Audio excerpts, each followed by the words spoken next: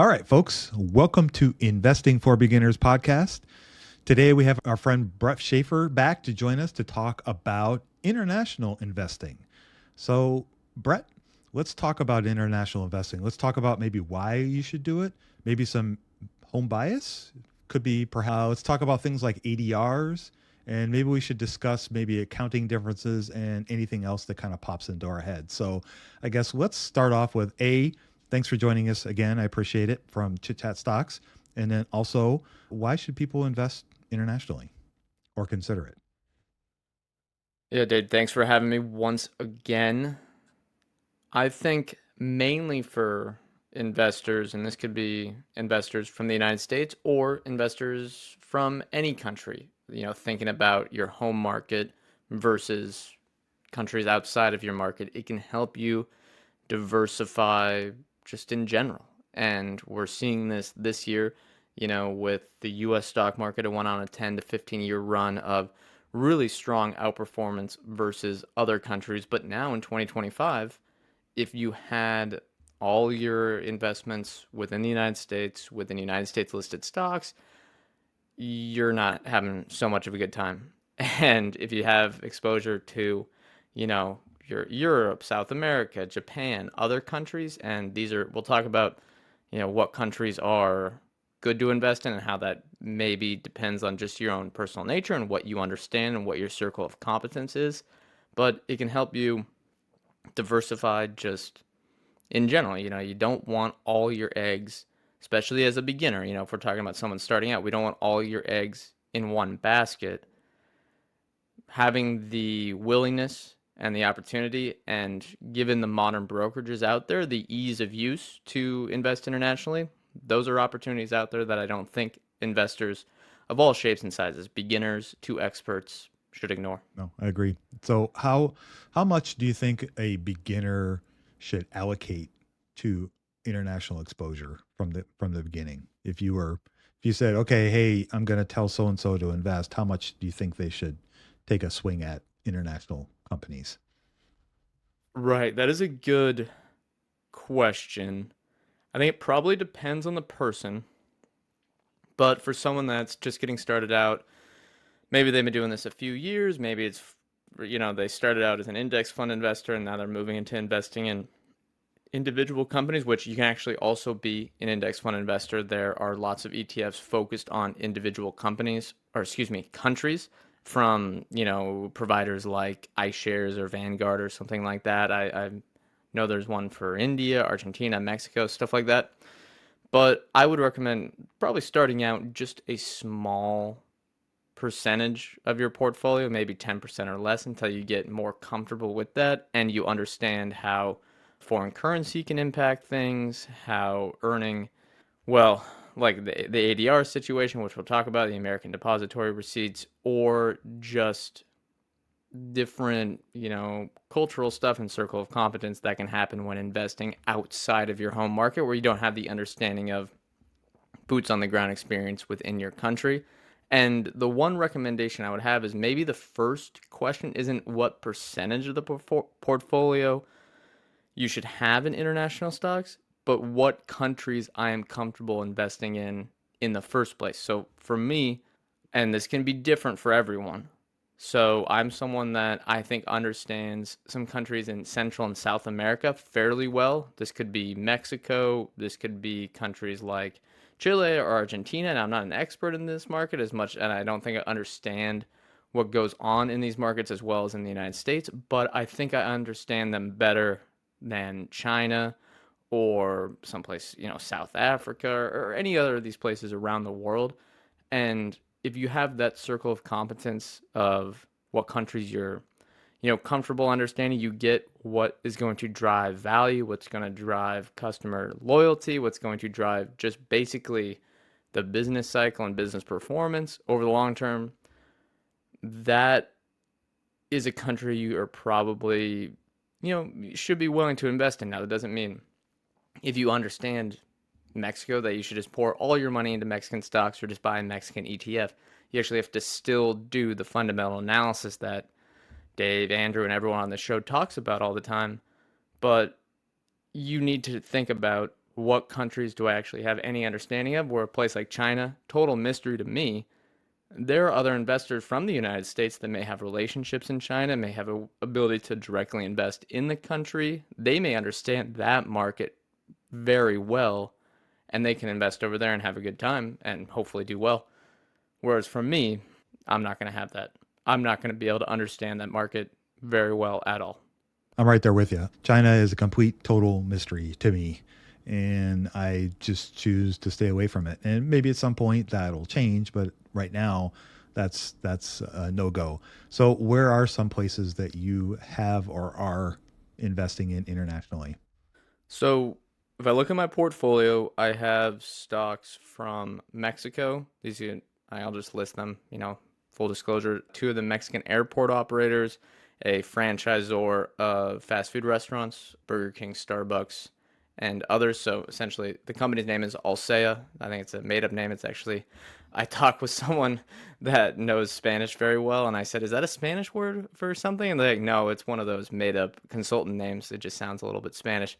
But they work with American companies such as Starbucks, Burger King, and Domino's Pizza to operate in Mexico and Latin America these type of restaurants. So that is something I think I can understand. I think I have a pretty good case, and I'm pretty optimistic on the Mexican bull thesis from a general macroeconomic perspective over the next decade. So I think that's a good opportunity. I also own the Mexican Stock Exchange there, and then I own a company called Coupang, which is actually listed in the United States. We'll get through the difference between that and one that's actually listed in the home country that you can try to invest in and the ways an investor can do that. So in shorthand, we'll call it the Amazon of South Korea, although it's slightly different, but honestly, it's a pretty good way to describe that company. And then I own a company that many people are aware of, Nintendo, which a lot of people in the United States, they operate in this country as well, but it is headquartered in Japan. But if we're thinking about countries that I'm comfortable investing in, I think there are probably three areas.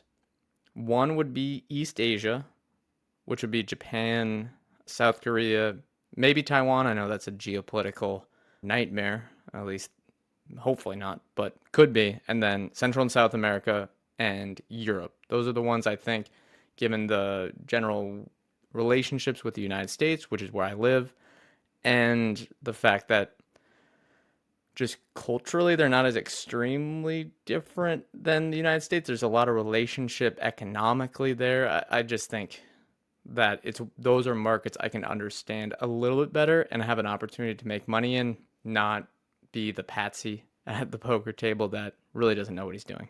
Yeah. Yeah. Yeah. I own, well, let's see. I own, I think, 5 companies internationally. So one is Nubank from Brazil. Another one is Mercado Libre from, I guess, Argentina. Then I have Topicus from the Netherlands. And I also have Adyen, which is from the Netherlands. And then I have Brookfield, now manager, from Canada. So I have Yeah. those areas covered. Oh, I'm sorry, and I forgot Taiwan Semiconductor. So I do own one in the geopolitical hotspot. So those are, I guess, my areas, and kind of similar to what you're saying. For the most part, I feel pretty comfortable with where those countries are, and I've never been to Argentina, but I've been to Brazil several times, and my wife is Brazilian, so I feel like I have some comfort level of that. I mean, I was trying to read the Brazilian newspaper this morning to get all the latest news in Portuguese. So that was a bit of a challenge, but anyway. So I've been to Europe enough to understand how Europe works and whatnot, and it's not, as you said, it's not that vastly different than the United States, at least culturally and how we do business and the relationships that we have with those countries. Where would you say people should not invest? Like, I have not considered Africa just because I've never been there. I don't know anything about the culture. I don't know anything about the language, the businesses, and that just would be a no for me. Same with India, for example. Yeah, with Africa, there's a lot of different countries Mm. there. I will not pretend to be an expert on any of these countries, but frankly, it's too war torn and there's a lot of corruption. There's not very good business rule of law at all. And I remember, as an example, there was, and I just remember this because I was just talking about Coupang, the South Korean retailer that's similar to Amazon. There was a company, and I think it's still out there, called Jumia, which pegged itself as the Amazon of Africa. And at one point, I'm going to pull up the share price right now. It was trading at over $60 in February of 2021. And there was a huge narrative like, look, we're going to bring e-commerce to Africa and all this good stuff, which is a good goal and good, hopefully, maybe it made business sense. But there wasn't the infrastructure there. You weren't going to understand how like these economies operate from a boots on the ground level. And when we talk about understanding Europe, it's not like we understand the little details of culture in south of Mm. France versus Paris and stuff like that. It's more of just the high level of how the businesses run and what leads to success. We can understand how the luxury companies operate as opposed to how a telecom operator works in Nigeria. Now back to Jumia, there was just no way the unit economics worked in this country. There wasn't the infrastructure. It's not like Mercado Libre or Coupang where you have a clear line of sight to a company making money here. And lo and behold, it has gone from a high of $60 a share to, as of this recording, $2 a share because it just, regardless of the whole narrative of, look, there's a billion people on this continent, we're going to bring e-commerce and replicate the Amazon model in this area. You can read that sitting comfortably in the United States and not have any idea what is actually going on there. So I'd say generally, Africa, it's a large continent, but generally it's a no-go for me. India probably as well, although maybe a bit more understandable. I'd say in general, China as well. There are two things really that I care about, and I think Dave does as well.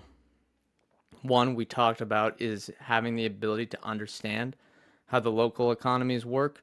And I think in general, Africa, the Middle East, and Asia are a bit more of a mystery to me, whereas for other investors, they might be able to understand it much, much better. And then second, it is the business rule of law, just you having a judicial system that values that. The United States famously has been known to have, and hopefully that stays, for as long as possible, having the best, and it's not even like favorable for business, although it can be, but it's just stable rule of law where you can understand what's going to happen, how a business can operate, as opposed to a country like China where things can change at the whim of the president. I don't know what his title is, Xi Jinping. Yeah.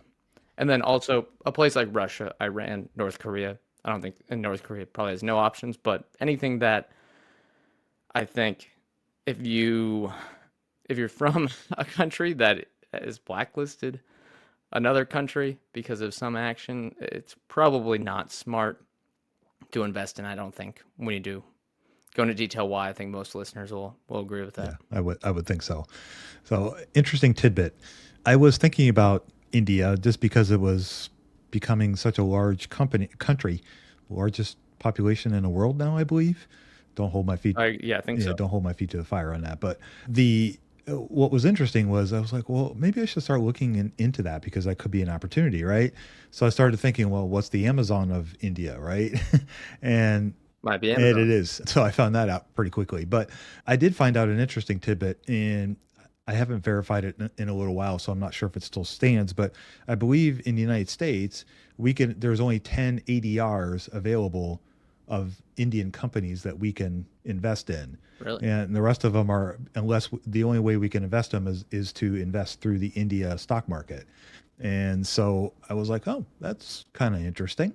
We had a guest several times that I'm going to blank on his name, but he specializes in creating ETFs for Indian companies, and he might have mentioned that to us in passing. So I thought that was kind of interesting. So I guess that kind of leads us to, I guess, what we've mentioned this a few times now. So what exactly is an ADR, and like why do we as investors here in the United States, why is that something we need to know?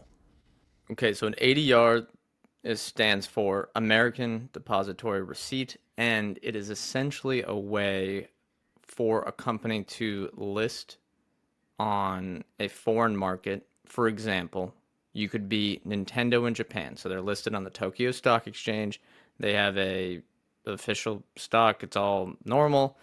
But if you're a US investor and you don't have access to invest directly on the Tokyo Stock Exchange, which a lot of individuals do not, the way you can do that is by investing in an American Depository Receipt, which is on the OTC markets. And all this is taking essentially a synthetic share of Nintendo that gives you like pass-through ownership, where it's a big bank, I think, some sort of investment bank that creates this ADR. It's listed on the OTC markets, and if you invest in it, given whatever the foreign exchange is, it should be equivalent to one share of Nintendo, or it might not just be one share, but if you put $1 into the ADR, it should be generally considered the same as putting $1 into the one that's listed on the Japanese stock exchange. And it gives you the opportunity to invest in Nintendo if you only have access to that local market. And this also applies to not just the United States, but if you look at other countries, or excuse me, other companies, they may do this in Mexico and Europe, or, reversed, it could be in Tokyo and stuff like that. So it's a pretty easy thing.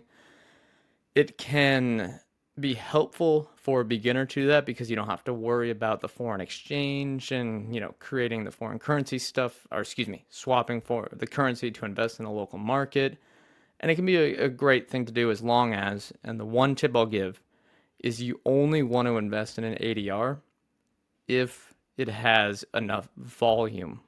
And by volume, I mean trading volume. So this is the amount of buys and sells there are each day, because sometimes, and this happens with some of the Mexican stocks, they may have a unsponsored ADR, which unsponsored just means the bank created it kind of without the company's approval, and it still should work the same. But if there's not enough volume on there, you might not have the opportunity to buy it at the right price. There might be a big bid ask spread, which means that if you're buying it, it might be way cheaper to do so on the local exchange. But besides that, it should be fairly equivalent. They're a little bit different from tax purposes. That can add a little bit more in taxes, so I'd watch out for that as well.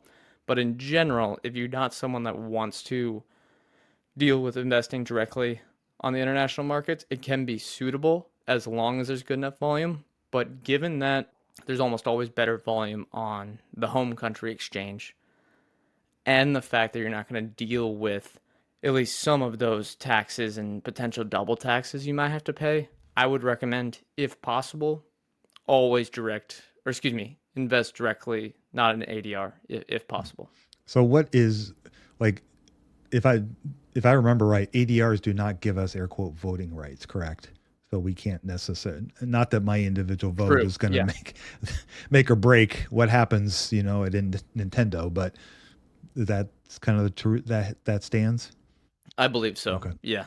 And it might change, but Mm, yeah, I mean, it's similar to, think of it as you're giving money technically, you're buying this stock where a bank is essentially settling it for you. mhm, So you're not buying the shares directly on the exchange. You're giving money to your brokerage. The brokerage is giving money to this bank that has that made the ADR, mhm. the American Depository Receipt, and then they're working it out with the actual Yeah. company. A few years ago when Alibaba was kind of going through its trials and tribulations, I remember there was a lot of noise about them because I think they were ADRs. I don't think you were actually owning shares of Alibaba, and people were concerned because when they were kicking Jack Ma out of the business, that there was worries that maybe they were just going to shut off any sort of investment here in the United States, and because it was an ADR, you would really have no recourse to get your money back. That basically the country would just cut you off, and there's just nothing you could do about it. Yeah, that is a concern. I think with Alibaba, and I get this one confused, but since it was a how should I like, it's a Chinese listed Mhm, company, they have special rules that foreigners aren't allowed to mhm, invest, and there's all these capital control rules. So they had this ADR set up, even though it's one of the biggest companies in China, but the way you invested in it, and again, the details were very, very complicated. But from what I understand is that it was a Cayman Island kind Oh of yeah. shell corporation that you're buying shares of that, which owns shares according to their promises of Mm. Alibaba. So it wasn't necessarily something that you could trust as much as maybe the Nintendo ADR or something like that. And people were concerned about that. It was probably fine, but yeah, these are just things that it's more of making sure you're investing in what you think you're investing in. Mm. And that is the number one, I think, not drawback, but just something to consider first when investing in a lot of these ADRs, because especially with Chinese ones, there's been known to be, probably not with Alibaba because it's such a big company, but who knows, but there has been historically a lot of fraudulent behavior. And given that you don't have boots on the ground, given it's very, very difficult for Americans to understand what's going on in the Chinese market, that can be the big concern. And you might be owning this Alibaba ADR, but there's again concerns about what you're actually owning. And I know that can sound confusing, but you don't want to get tricked in these situations, and it can happen in other countries as well, where you want to make sure you understand exactly what price you are paying for this company and what company or what rights you actually have when buying an American depository receipt, which leads me again, and maybe this is just going to turn into a sponsorship for Interactive Brokers because of their foreign market opportunities that they give to individuals. It is much better to use the direct, going directly to the foreign markets. My life's passion is to turn over as many rocks as I can to find the gold that's hidden underneath. To see a sample of a stock where I did just that, go to stockwriteup.com. Well, that leads me right to the next question then. So let's talk about brokerages. Like if you want to invest in international companies with the ability to buy either things directly like you're talking about or ADRs or over the market, I use Fidelity and I can do some of those things with them, but I think it would behoove us to talk about what would be a better brokerage or what could be better brokerages to use if you are interested in investing internationally. So I know can you talk a little bit about Interactive Brokers because I know you use them. Yeah, I do use them. And I'll say I used to use Charles Schwab. So Charles Schwab, Fidelity, Vanguard, I think they probably have similar offerings where the international markets are limited. And you'll have the opportunity to invest in those ADRs where there can be issues, where it's highly illiquid, all that stuff. The way Interactive Brokers works, is it just gives you as an individual investor, the same breadth of opportunities from, fixed income stuff and foreign currencies as a, big player would, which I think is great. And they also offer, again, not to be sounding like an advertisement here, but they do offer still zero to low commissions on a lot of these trades. And how it works is, and I can just look it up right now, how many countries they offer. Where if you're an investor in the United States, let's see, it says, I think you can invest in something like 36 countries. It's either 36 or 26, but essentially, if you're a United States investor or an investor in other markets, you have the ability to. And what's nice about them is they make it easy. Where if you buy a stock, let me say I'm a U.S. investor, so my account is funded with U.S. dollars, and I'm buying something on the Mexican stock exchange, they automatically convert at the market price for minimal fees, convert your, say, cash position from US dollars to Mexican pesos and buy it for you, which is great. So you don't have to worry about, okay, I got to convert the currency and then, now I own this stock. And it's really as simple as that. So instead of, okay, only stuff listed on New York Stock Exchange, the NASDAQ, or the OTC markets, you can invest on stuff listed on the London Stock Exchange, the Nordic Stock Exchange, the Nordic NASDAQ one. There's the other European ones. There's the Tokyo Stock Exchange, the Mexican one. You can even dabble in, going farther south in South America. There are restrictions on some countries. So I know that, for example, you still have the issues with China and the Hong Kong Connect stuff that I don't even know that much about, but I know it can get difficult even if you're on a platform like Interactive Brokers. There are places like Colombia that I think make require you to be a citizen of Colombia to invest in Colombian stocks. And in that case, you really only have the opportunity to invest in some of the few companies that are listed on the American stock exchanges, such as the New York Stock Exchange or NASDAQ. But in general, it's not too difficult. And I think as we kind of talk about the ADR stuff, I'm sure some listeners are still a little bit confused on that, especially if that's the first time hearing about that concept. I think it's much easier if you're someone that's going to invest internationally to use a platform like IBKR because they convert it automatically. You don't have to worry about the fees, and it's just much easier. Yeah, I know from asking some of our foreign listeners and other people that I've interviewed and talked to on social media that a lot of them use interactive brokers to invest here in the United States. And right, yeah. If you're a listener outside of the US, I think it's even a better value proposition. Yeah. So I think that's a great one. And again, we're not sponsored by IBKR, unfortunately, but it is a really good platform to use, especially for the kind of what we're talking about today. So maybe we can talk a little bit now we've kind of set up the idea of why we should consider doing it, maybe what some of the good things and the bad things and how to do it. Maybe we can talk a little bit about how you start to investigate companies from Mexico or Brazil or Japan compared to the United States and maybe what some of those differences are. I'll explain towards the end of this a little bit about some of the accounting rules. Don't worry, I won't bore you to sleep, but maybe we can talk about some of the differences in how you would approach analyzing a company from Mexico versus the United States, for example. Yep, yeah. If I talk about this, I think it'll be perfect to then lead into, GAAP versus what they call IFRS.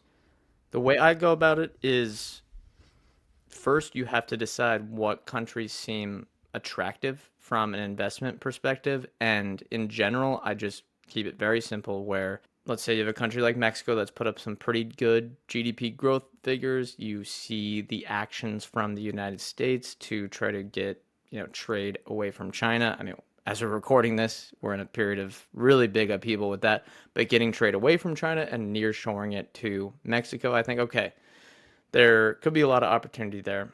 The way I'll go about it is just looking at the largest companies and just going down. Because if you're first getting introduced to the market, you probably want to look at the biggest companies out there, the most well-run, or maybe they're well-run, maybe they're not, but the most well-known, the oldest. Just start at the largest ones and go down. And the good thing is, unlike the United States, there might be, depending on what country, 100, 200, 300 companies listed. So you can go down pretty quickly, find some stuff you might be interested in, and go from there.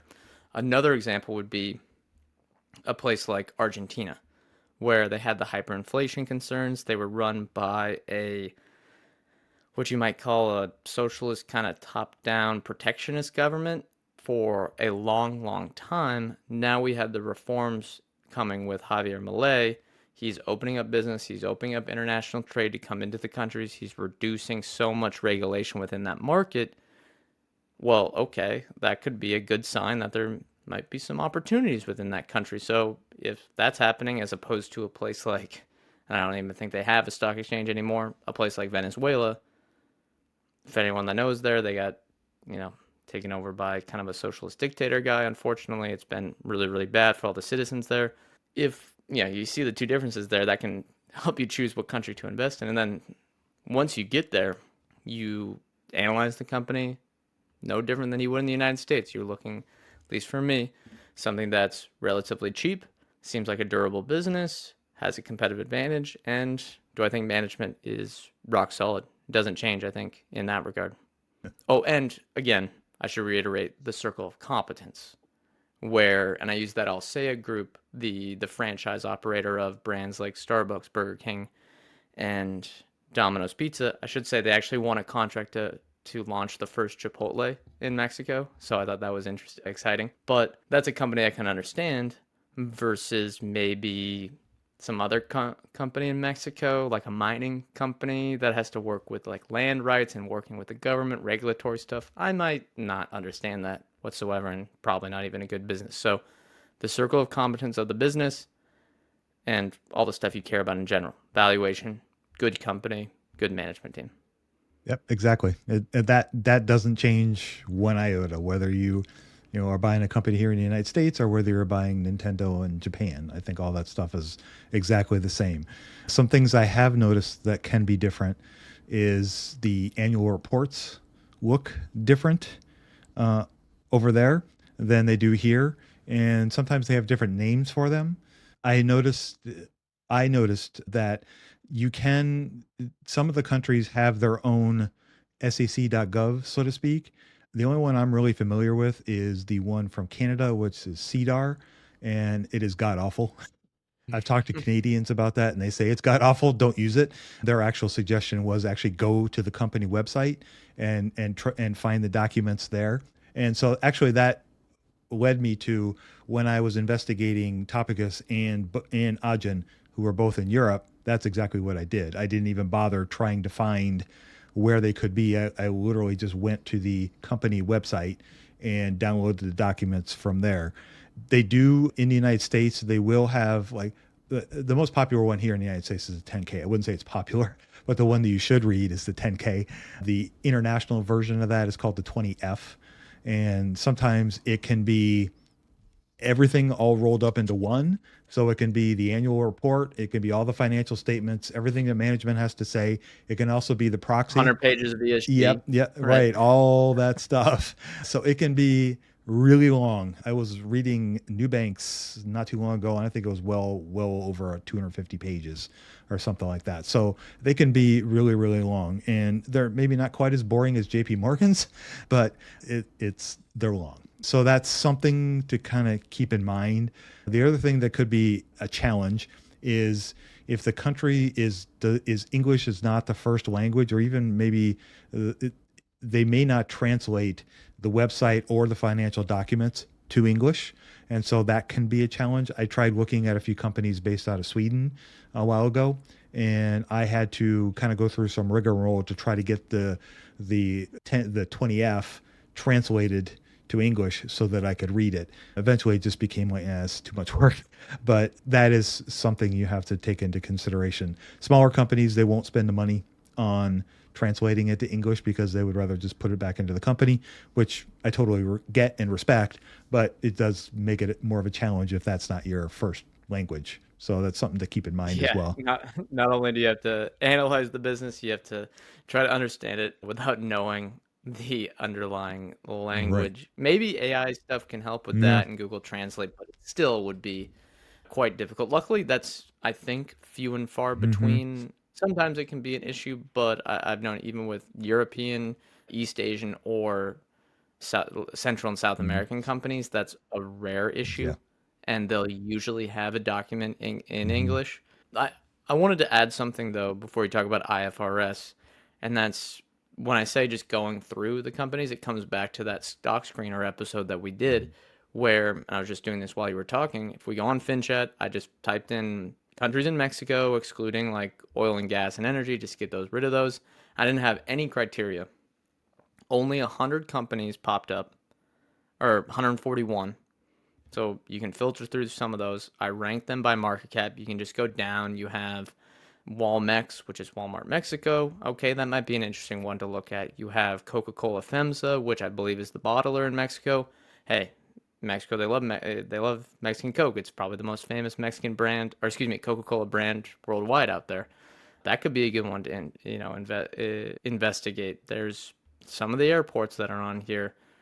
Just doing that is the way to go about it. You can, you know, find some stuff that interests you. There might be more food products for someone that is interested in that. You might like the airports. You might like some of the industrial stuff.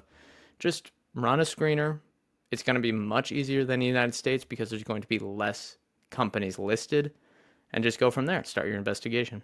Yeah. So that's all great information, and it's just like just because we're investing internationally doesn't mean we necessarily need to change the method or our process to find ideas. What we're trying to do is point out some things you have to consider and think about when you're investing internationally that are going to be a little bit different, which leads me to there are some ways that the accounting is different. And I'm not going to read through all of these. I'll just kind of focus on one of them that's probably the most important for us to understand. The financial statements are going to be set up pretty much exactly the same. Really, the only difference is that the companies companies outside of the United States, they have a different accounting system than we do, and we have the GAAP accounting rules here in the United States. Internationally, they have what's called IFRS. And so this allows for different accounting and the way that they treat certain items on their financial statements. And it's something you have to keep in mind when you're investigating companies. So things like industry inventory valuation. So a GAAP allows for something that's called LIFO, which is last in, first out, which can lower taxable income, especially during inflation, like we've been going through. IFRS disallows this. So it requires first in, first out, or weighted average methods. So this is also important. It doesn't get talked about a lot here in the United States, but it is something to understand the differences of how they recognize revenue and when it's recognized. SaaS, for example, is something that's very common here in the United States. Software as a service. You pay for it up front, and different companies will account for that revenue differently. Some will account for it when you make the payment. Some will account for it at the end of the year when all the payments are made. It just kind of depends on what the revenue contract is. So that's how they'll look at that. The big one is intangible assets and R&D costs.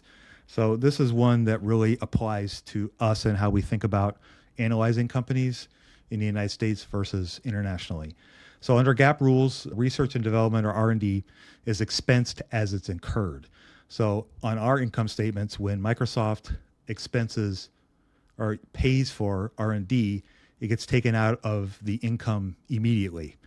IFRS allows capitalization of certain development costs if specific criteria are met, which means that they could capitalize it, which means it gets adjusted from the income statement to the balance sheet, and it doesn't impact the earnings of the company maybe as directly as it does here in the United States. Now, we could have a whole show about how this is accounted for here in the US versus IFRS, but that really goes to when you're analyzing tech companies. So if you're looking at a company like a Mercado Libre, for example, they do spend a lot on R&D, and how that can be accounted for could have an impact on the earnings, and they could be, air quote, artificially higher than they would be if they operated here in the United States. And so it's something to keep in mind, especially if you're trying to compare the R&D spend for a tech company outside the United States as compared to inside the United States. They won't be accounted for differently, and so one company may have an advantage. And if they're in Europe, for example, and they're a tech company, they may have higher earnings than Google or Microsoft, and that would not be a, air quote, fair comparison. So it's something to just keep in mind when you're looking at the different balance sheets and financial statements, and as you're going through all that. Yeah, the one thing for beginners I would add in is this can be kind of confusing if you're going to try to model it out yourself. It takes all right, taking the R&D and amortizing it and all that stuff. I don't even want to do that. One thing, yeah, one thing to just look at is the free cash flow figure.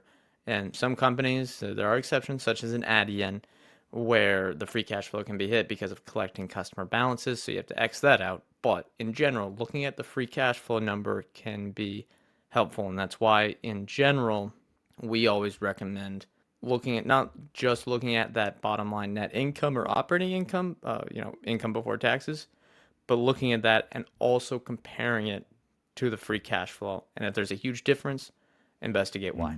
Yeah, that's a really good point. Really good point. Yeah.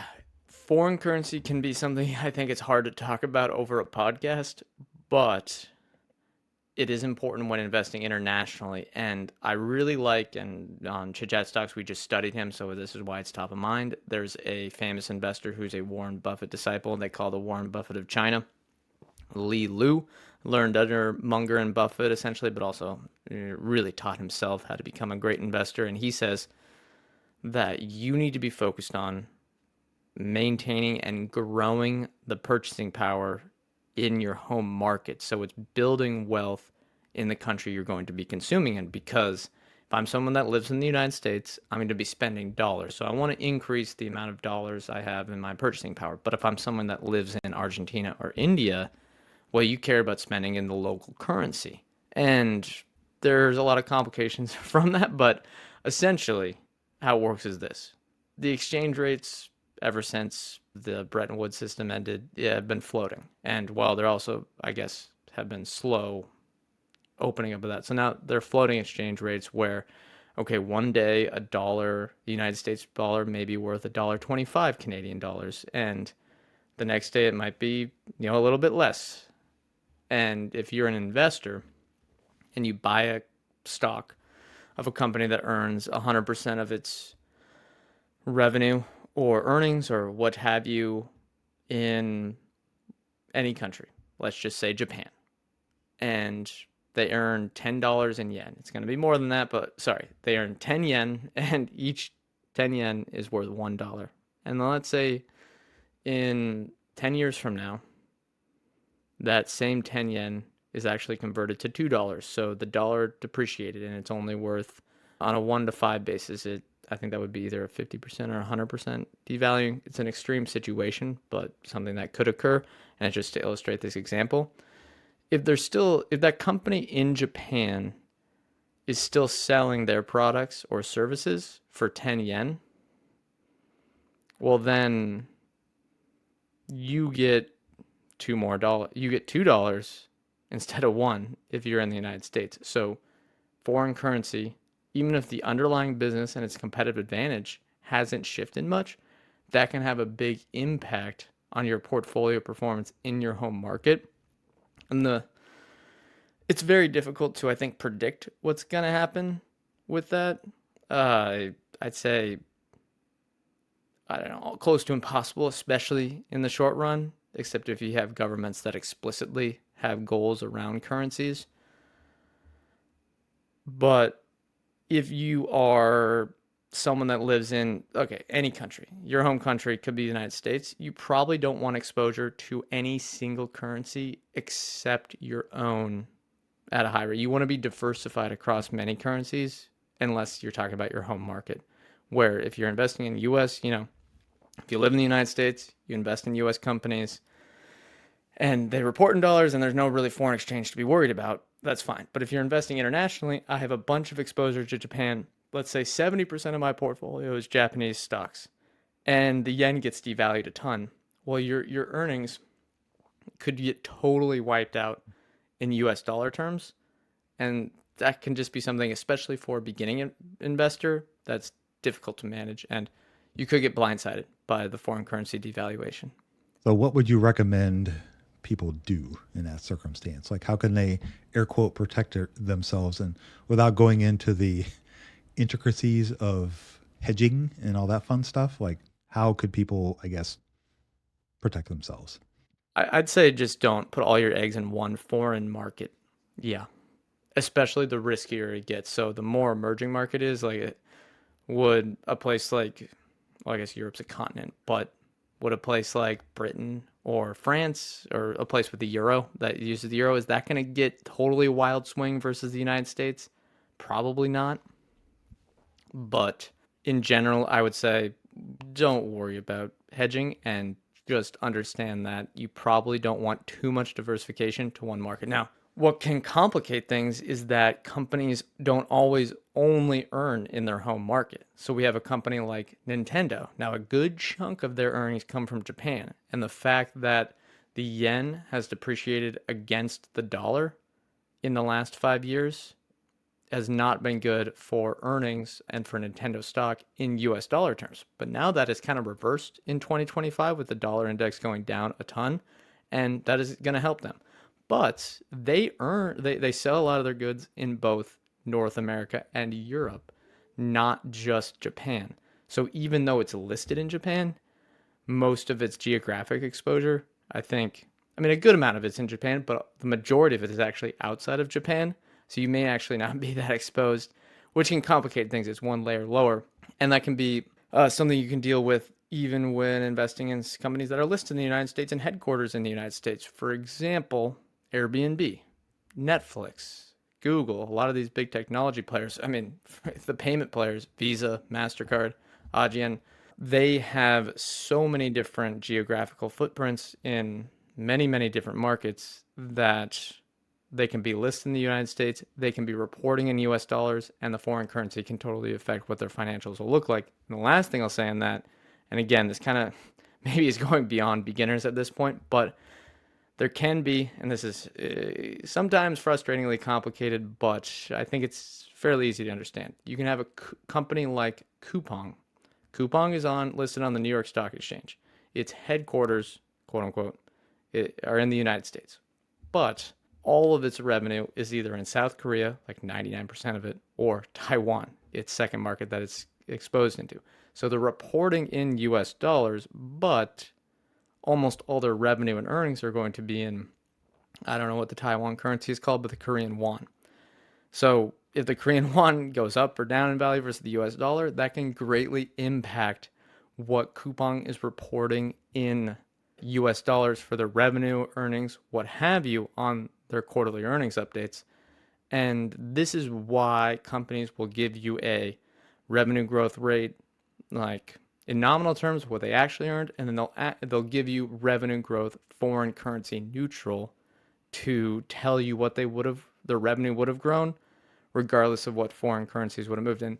When a company such as Coupang has all their exposure in another market, but is actually listed in the United States, or could be any other country, that foreign currency neutral number is what you care about the most. And it's also important for a company like Airbnb, Netflix, or Spotify that has huge international exposure. When they give you that foreign currency neutral number, it can tell you actually the true underlying growth rate. And hopefully the foreign currency evens out over time. But I think that hopefully can help people understand how this can affect you, and that as a beginner especially, you don't want to be too exposed to a currency outside of your home country. If anyone has any questions, I know this stuff can get complicated in talking about it, but I think the biggest thing, make sure if you're investing in an ADR, look at how much volume there is and investigate what you're actually buying. And then second, foreign currency, don't diversify too far away from your home market, because how your wealth in your home market is what matters the most. And then those accounting changes that you talked about. Yeah, I think that about sums it up for me. What about you, Dave? I agree. That's a good summary of what we talked about today. And I think we probably would both agree that looking to invest abroad can be a profitable endeavor. You just have to kind of pick and choose your spots and decide how much you want to have that of your portfolio, and make sure that you, as you said, you're trying to grow your wealth in your home country, because that's really what matters the most. And generally the foreign currency stuff is not going to be affecting you, but there are cases where it can. And that comes back to the concept of diversification, especially if you're just thinking of beginning to invest in another country.